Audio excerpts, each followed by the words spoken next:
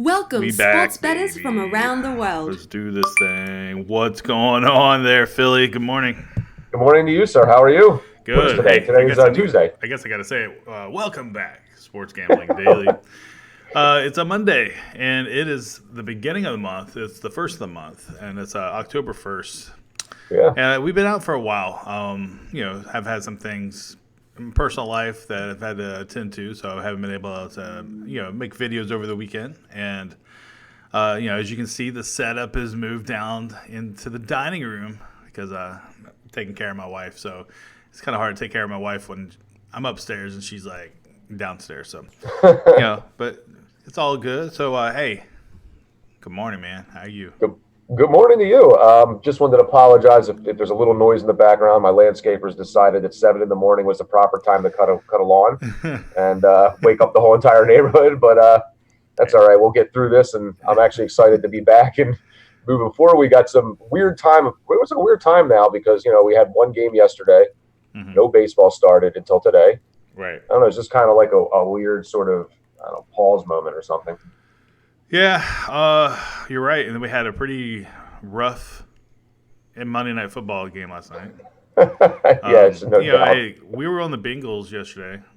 So looking back at it now, obviously it was probably the wrong bet, but I saw arguments for the Bengals, a lot of arguments for the Bengals. I saw all these trends about how the Steelers have gone like 1 million games in a row winning on Monday Night Football and all this stuff, but I was like, man, but that's not this Steelers team. It's not the same team, and even though it's not the same team, I guess the Bengals just didn't show up to play. The Bengals got too many injuries, with AJ Green and Right. the likes. But I don't know. But that's a perfect segue to where I'm wanting to take this video. So, guys, if you're watching this video and you're looking for a free pick, this is not the video for you because we're not giving a free pick out on this one. So if you want to go ahead and cut off, that's fine. Go ahead and cut off the video and move on to the next one. But today, we're going to talk a little bit about bankroll management and just the importance of having a clear head while you're, betting sports. Mm-hmm. Yeah, I agree with that. I think that is one of the biggest keys to this entire thing and staying above water long term.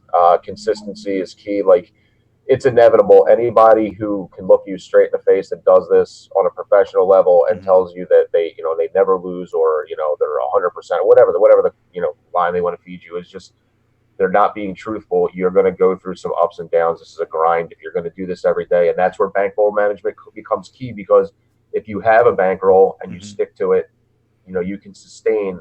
God forbid you go through a tough time. It just is what it is. Yeah. So that's what I wanted to focus on for sure. Yeah, upswings, downswings. It's inevitable. It's like the stock market, except for when you're watching stocks, you're not as emotionally tied to it, especially if you're not day trading. If you're like, I got these stocks, and you walk away and you go about your business and you come back and you look at the results, then, it's not as emotional. It can be emotional, but it's not as emotional. Sports, we're watching it as it happens, and you're watching Andy Dalton just throw balls in the dirt or throwing interceptions or getting sacked because the O-line just is absolute trash or whatever, so it gets emotional because you might have felt like, man, this was the play, this is what's going to make me win $1,000. And but the thing is, guys, that's not the way you should look at it. You should look at this thing as a long-term investment. That this one game does not affect the long-term goal here. It's just one piece of the puzzle. So real quick, I guess let me just a bankroll. So we're gonna go real basic with this. So bankroll, it's how much cash you have set aside for gambling. This isn't your rent money. This isn't your money that you for school or nothing. It's just money set aside for gambling. Okay, for sports investing, if you will, and you set that aside and you don't touch it for nothing except for to do. If you want to take this serious, okay. If you don't want to take this serious and you just like want to piss off a couple dollars, that's okay too. as long as you have money to put food on the table and pay the electric bill, but if you're trying to do this serious, take money and set it aside, right, Philly? Absolutely. That's what you just said there is exactly what I would have basically said. I feel like it can't be money that you're going to, if you're putting money aside and then you're going into that, like, oh, the bills are due or the rent is due. That you're 100% right. It's got to be a separate entity, something that you're comfortable with, that you're not reaching on, whether your bankroll is $1,000 or whether your bankroll is $10,000. Right. You got to treat it the exact same way. You have your unit sizes and, bet accordingly. And this is going to allow you to be able to go through the inevitable downswing if you have one. It's just being as real as it can be. I can't look at somebody in the face and tell you that I'm 100%. Like although you could have months where you go 75, maybe 80% for a long stretch, and you feel like you're on top of the world. And maybe sometimes that's what gets you out of control. Like you're like, oh, I feel great, everything's working. So maybe you blow your wad a little bit more, and it's like, oh man. I just feel like no matter what the case may be, at least for me, the reason I've been able to stay successful doing it is because I'm consistent, whether I'm up or down at all, and not trying to chase and like, oh, I'm going to get back what I just lost and overreach and overextend. And I just feel like that is discipline and consistency. Yeah, there's no doubt. All right, so let's talk a little bit about. All right, let's talk about the number. So 52.4 is I believe that's the number for the break-even number. So you have to, and that's on a minus 110 line, which is the standard for like the spreads and stuff. So that does not include baseball, where you might be able to get a minus 140. Then your percentage has to get even better than that. So 52.4 is the break-even point. If you can hit at 52.4, then you haven't won any money and you haven't lost any money.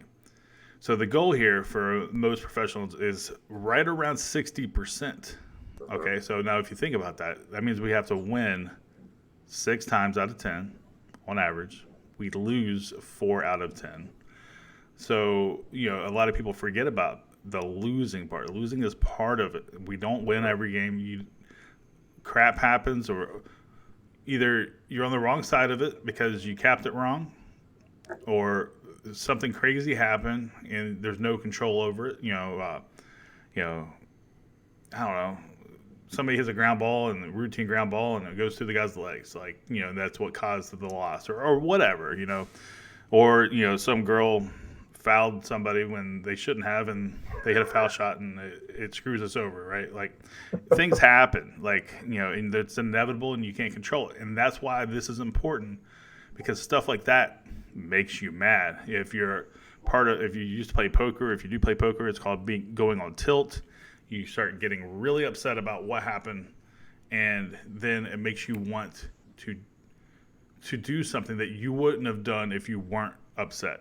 So, if you ever find yourself in a situation where you want to put more money on another game because you're trying to save money on the previous game or whatever, or if now all of a sudden you want to bet the Hawaii college football game because you got crushed, in the previous games, like, stop, because that's not going to solve anything, and you're not thinking long term. You're only thinking short term, and you are going to lose your money to those bookies, and the bookies love that. I mean, it's exactly what they're looking for. Yeah, for sure. If you ever find yourself making an emotional bet, you are doing it absolutely wrong. Yeah, emotional betting. I mean, I know this is an emotional atmosphere. I know we've talked about that a little bit. Win, lose, there's emotion that comes out, good or bad. And either way, good emotion and bad emotion can make you make bad decisions. Like, oh, I'm up $3,000 for the day. Let me go turn it into 6. And then the next thing you know, you're sitting there numb going, holy shit, I lost it all. Yeah. I don't know. It's just, and I think we've all been there. We've all been younger doing this, and I mean, we all go through trials and tribulations, and there's mistakes that are made, and you have to learn along the way. But that's why I thought having this video was key, because I know a lot of the guys in the Discord, we have some seasoned people, even people that watch the videos here. We have a lot of rookies too, and they literally are like, well, what's your bankroll and how much do you bet? And it's like, well, everybody's a little bit different on how they bet or what their bankroll is, but at the end of the day, you can still have the same principles. You can still stay consistent with it. And whether you're betting $10 a game or $1,000 a game, it still works the same way. Yeah. But that's going to be the way that you don't get crushed. You can, if you happen to go through a 5 out of 7 streak that loses, you're not going, oh my God, what am I going to do? What am I going to do? You just go, you know what, it happens, and I move on, and you're not going to be killed. Yeah, for sure. All right, so I recommend a 100-unit bankroll. That's my personal recommendation. Now, some other people don't do that, but I personally, this is what I've done for almost or a little over 15 years now. 100-unit bankroll. So what does that mean? Well, you take your bankroll. Let's just say it's $1,000 or $10,000. But we'll go $1,000 just for easy math, or $10,000 for easy math, whatever. You just divide that by 100. And then that's your bet size. And you're like, okay, so let's just say your bankroll is $1,000, right? That means your bet size is $10, which you're like, what the hell? I don't want to just bet $10. I'm not some high school kid or whatever. But the thing is, until you either decide to pull more money off to the side and put it into your bankroll, or you win more, then that's it. If you want to do this serious enough, if because here's the thing, here's the crazy part. Let's say you had that $1,000 bankroll and you decide you want to bet $100 a game. So you're betting 10% of your bankroll on every single game. And let's just say you're hitting it 75%. Well, you're going to go on a stretch where you're going to lose all that money. Like, it's inevitable, and that sucks because like we've said, downswings happen. What happens if you lose 4 in a row? And because remember, the average is, the goal here is 6 out of 10, but as we all know, that's not going to come perfectly like that. It's you're going to have, maybe you win 20 in a row one time, then you're going to lose 10 in a row, and it's over the course of the year, or the long term. So that's the thing. You have to be disciplined. And, it's like Philly was saying, hey, you could win a bunch, and next thing you know, you feel like you've figured it out, and and that's the time that they get you. That's the time you get stuck. I say in the Discord all the time, guys, we crushed it today. Don't let that, don't press, don't double down, don't do anything the next day that you wouldn't have already done. Let's not give it back. Let's, keep it under control. What happened yesterday has nothing to do with today. That doesn't matter if you're winning or losing. So, all right, let's see here. So, 100. Do you agree with the 100-unit bankroll, or do you do it differently? No, that's exactly how I do it. Agree with it completely. And I know just a little bit. I'm not going into specifics because I don't want, I'm not trying to put anything personal out there. But actually, I don't know enough about it to put personal information out there. But like, I was talking to one of the guys on the Discord, and he's a little bit newer to this. And he's like, so I think he probably can afford to bet more than he does, but he's betting in smaller increments, frankly, because he's trying to learn what the hell he's doing. Right. And he's trying to understand lines and where they open and how they move and how to be able to figure out when to get it, when the value ends and when the value starts. And he's like, this way, when I do make my mistakes, I'm not going, holy Moses, I just lost everything I have. He's just, maybe he's betting $15, knowing that he can bet more, but once he gets a feel for it, then he's more comfortable moving forward. And I thought that was a really smart approach. That's pretty tactful, I thought. Because I know from people in my own personal life that say to me, because they see this, they see we do pretty well, they go, hey, what do you think? And if I give them a game, they might go out and spend half their paycheck on it. And I'm like, dude, you don't want to do that, because God forbid that's the one that doesn't hit. Well, now you're like, there's no such thing as locks, Yeah, exactly. And we promote that like crazy. Guys, this is a long-term thing. I can't say it enough. Long-term. There's no such thing as a guaranteed lock. Right. Unless, you're betting the money line on the Rockets versus Sharks, but, the Shanghai Shark. But it would, it just doesn't make sense, because even that game, I'm sure the money line was ridiculous. So you couldn't have made any money on the Rockets to begin with. But the thing is, it's like, you just can't, okay, so you put all your money on one game, you might win. Congratulations. But the problem is that reinforces bad behavior. So now you're going to look for the next one. And you're going to look for the next one. And then next thing you know, the bookie's like, hey, keep it going, man, because we know eventually you're going to. It's no different. Love you. if you were playing blackjack and you were going all in on every hand, Yeah. yeah, you might win 4 in a row, but you already know that blackjack, they're going to get you eventually. You, So, too, part of that, as much as money is a huge part of the bankroll, I also think, and I've said this a million times too, you don't have to bet every damn game either. I know yeah, action is extremely sexy and it's fun and it's addicting too.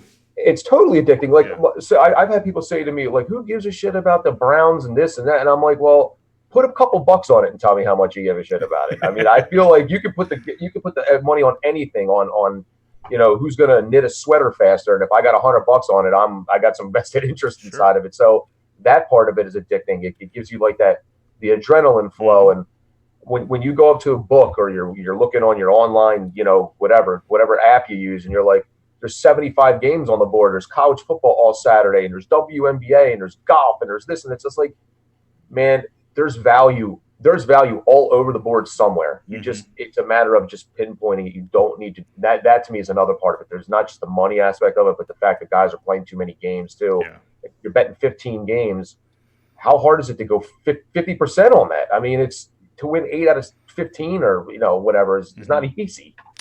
Yeah, for sure. Another thing, real quick, I'll touch on is for those of you who don't know what a parlay is. A parlay is you take a group of games and you choose a group of games and all of them have to hit for you to make money. And if you hit, it pays pretty well. But overall, they're sexy, right? Like so, I've always called parlays is they're like strippers. Okay, so they look good, they smell good. Sometimes they smell good. They look good. They promise you the world, and then they let you down. Right. So the thing, and they leave you broke. Right. So